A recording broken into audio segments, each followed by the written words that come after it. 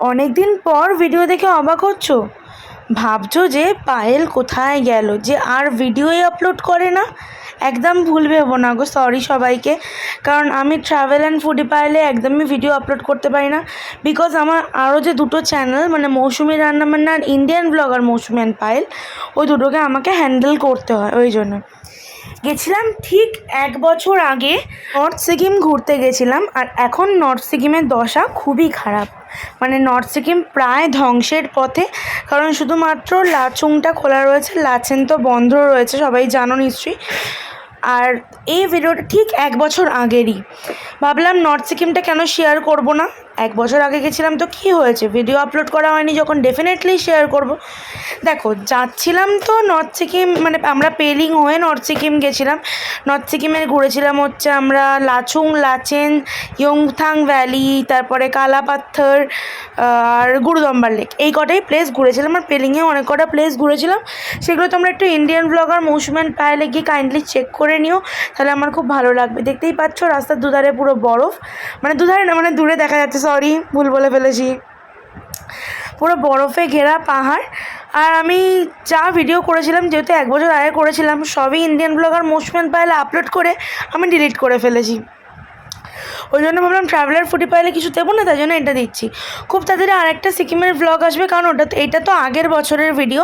আমি এই বছরে এই রিসেন্ট, মানে যারা আমার Indian blogger Mousumi and Payel চ্যানেলে জানো, তারা অবশ্যই জানো যে আমি রিসেন্ট গেছিলাম ইস্ট সিকিমটা ঘুরতে, মানে সিল্ক রুটের দিকটা। আমি ওই দিকটা পুরো কমপ্লিট করেছি। আর এটা দেখতে পাচ্ছি গুরুদম্বার লেক। এটা যেহেতু আগের বছরের ভিডিও শেয়ার করা হয়নি বলে আমি তাই শেয়ারটা করছি, নাহলে আমরা এখন কিন্তু রিসেন্ট কদিনও হয়নি ঘুরে এসেছি সিল্ক রুট। তোমাদের সাথে সেই ভিডিও খুব তাড়াতাড়ি শেয়ার করব। আর যদি খুব তাড়া থেকে থাকে অবশ্যই Indian blogger Mousumi and Payel চ্যানেলে গিয়ে একবার চেক করতে পারো। আর মৌসুমি রান্নাবান্না তো চেক করতে পারো, কারণ কী কী খাবার খেয়েছি সবই তো ওখানেও শেয়ার করেছি। দেখতেই পাচ্ছ ইয়ংথাং ভ্যালি যাওয়ার পথে আমাদের রাস্তার দুধারে ছিল পুরো বরফে মোড়া।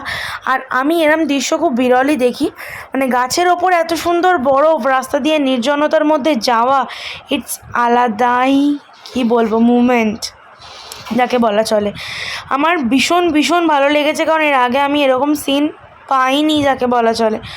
ঠিক আছে, আমি প্রথমবার মানে এত সুন্দর বরফ দেখেছি। এর আগে আমি কাশ্মীর 2বার করেছি, এত বেটার পাইনি। দৃশ্য ছিল সুন্দর, কিন্তু গাছের ওপর বরফ একদমই পাইনি। অসম্ভব সুন্দর প্রাকৃতিক দৃশ্য দেখতে গেলে আমি বলবো তোমরা ডেফিনেটলি সিকিমের দিকে যাও, কারণ সিকিমের মতো সুন্দর দৃশ্য আপাতত কাছাকাছি কোথাও আমি তোমাদেরকে বলতে পারবো না। আর একটু যাওয়ার পরেই দেখতে পুরো সাদা পাহাড়গুলো আর দুধারে পুরো বরফ। এবারেও একটা যে ভিডিও আমরা যে বলছি যে এতে গেছিলাম সিল্ক রুট, সেই ভিডিওতেও একটা টুইস্ট রয়েছে।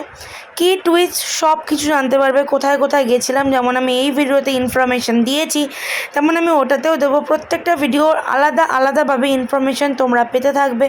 যতদিন পারবো চেষ্টা করবো তোমাদেরকে খুশি রাখার।